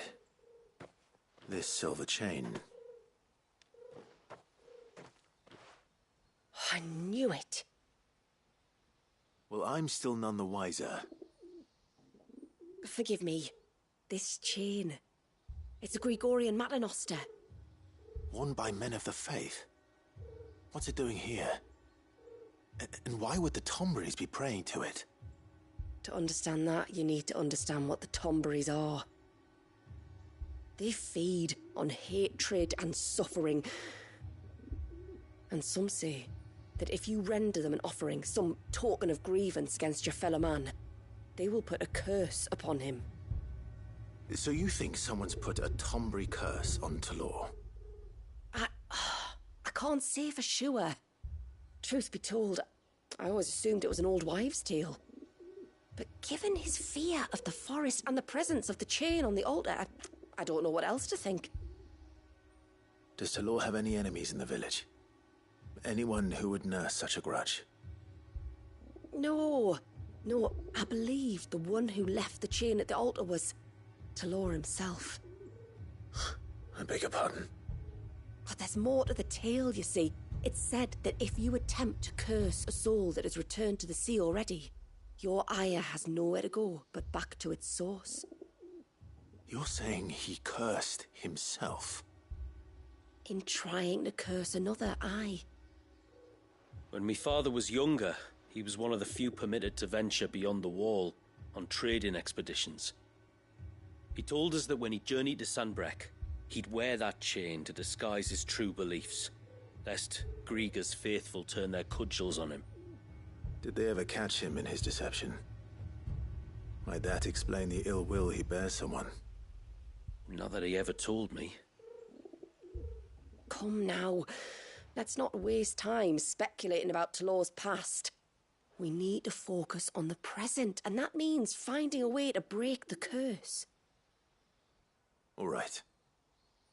If there's anything I can do to help, let me know. Thank you. I shall. Aye, and thanks for going to all this trouble. Here, it's not much, but I want you to have this. We call it an adder stone. It's a gatherer's charm. Reacts to certain rare minerals we use in crafting. Makes them ring out like a bell. Stuff you'd have no chance of spotting otherwise. If you find anything, see that you bring it back to me. I can make you some decent gear with it. If you're interested, like. I am, thank you. And I'll be sure to pay you a visit. Until then, I wish your father a swift recovery.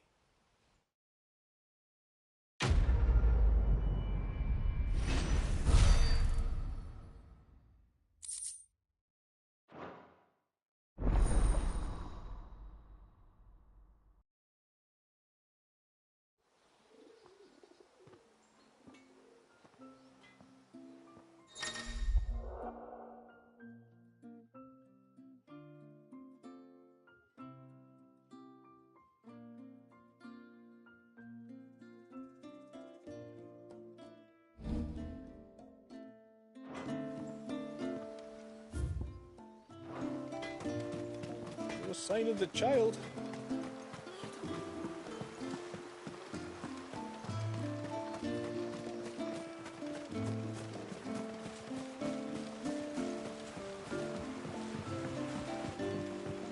My lord, may I speak with...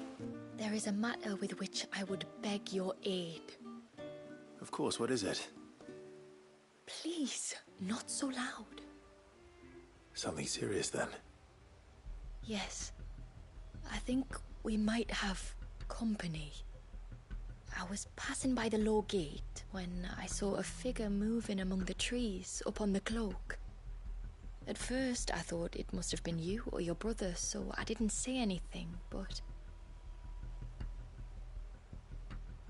the more I think about it, the more certain I am that the figure looked familiar.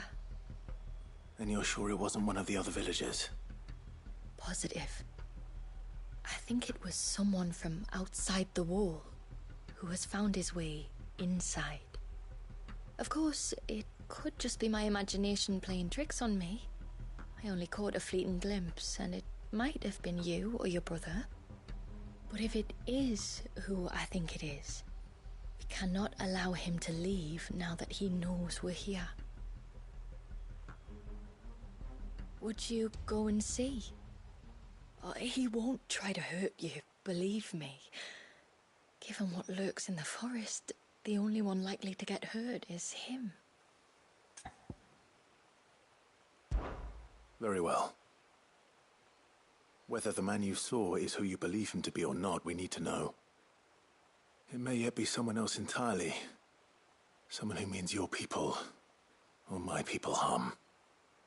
Perhaps. Just promise me that if you do find someone up there... Don't worry. I won't draw my sword unless I need to. Thank you. Yamila, this man you saw, might he be the customer you told me of? I fear so. The customer? I'll explain later. Come on.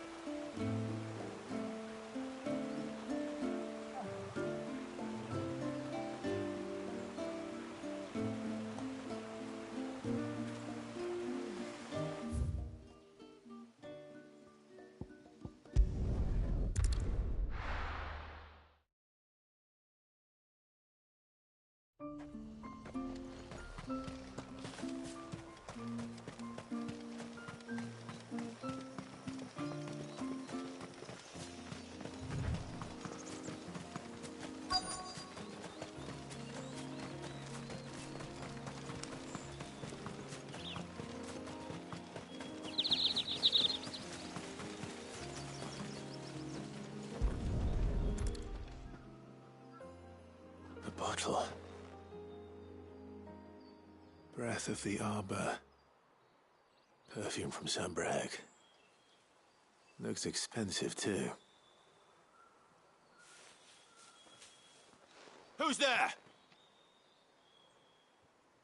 Stop!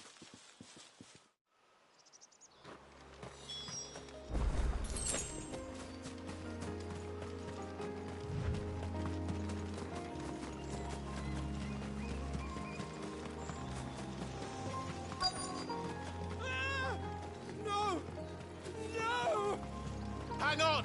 I'm coming!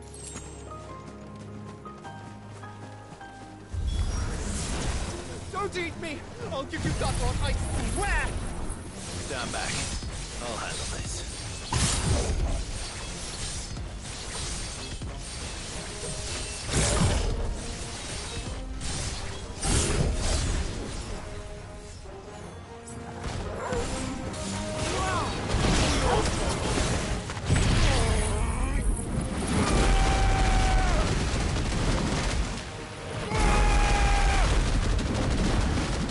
Farewell.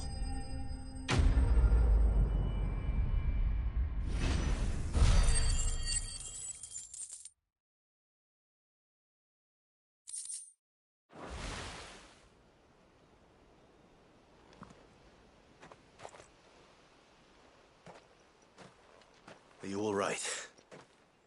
I'm more than all right. I'm saved! Oh, I could kiss you! Maybe you should introduce yourself first. Hervey! I knew it was you! What are you doing here? I came to see you. Oh, my little canary, it's been so long.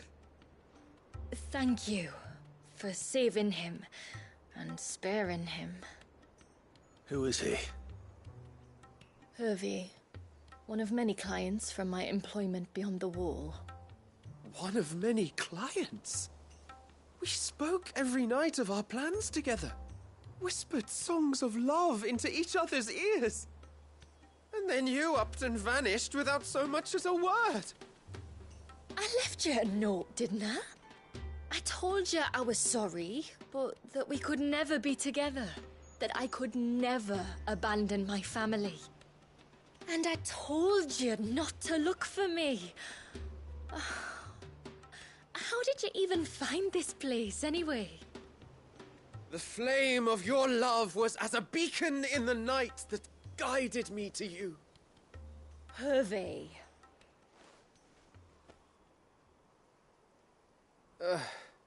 I was walking by the coast near Northreach when I saw a lady who looked like you.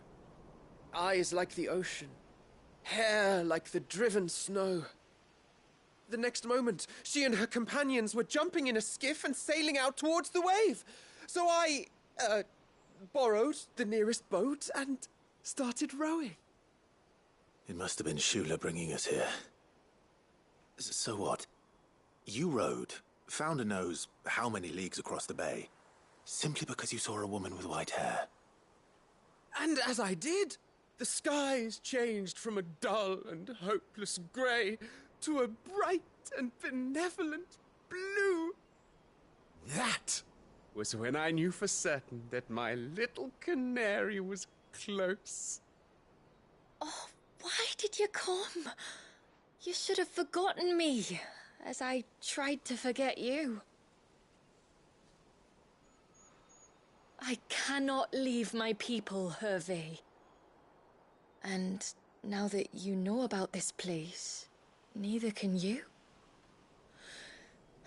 We must return to Haven and accept my family's judgment. I'm to meet your family. Oh, my little canary.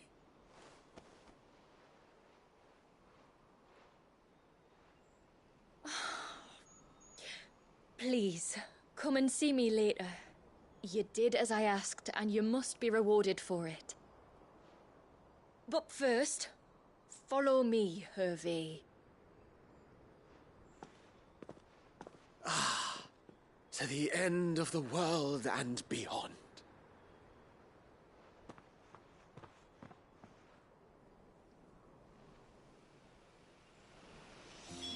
You should never have found this place. How could I be so careless? Don't blame yourself. I doubt anything could have kept that man away.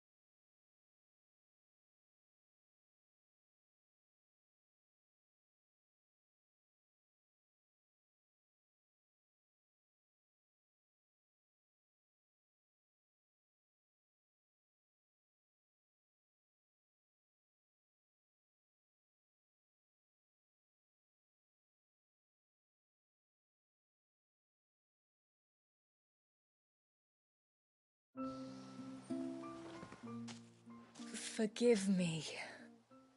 There's nothing to forgive. You two met at the Vale. Though Mysidia is our moment. In the Vale.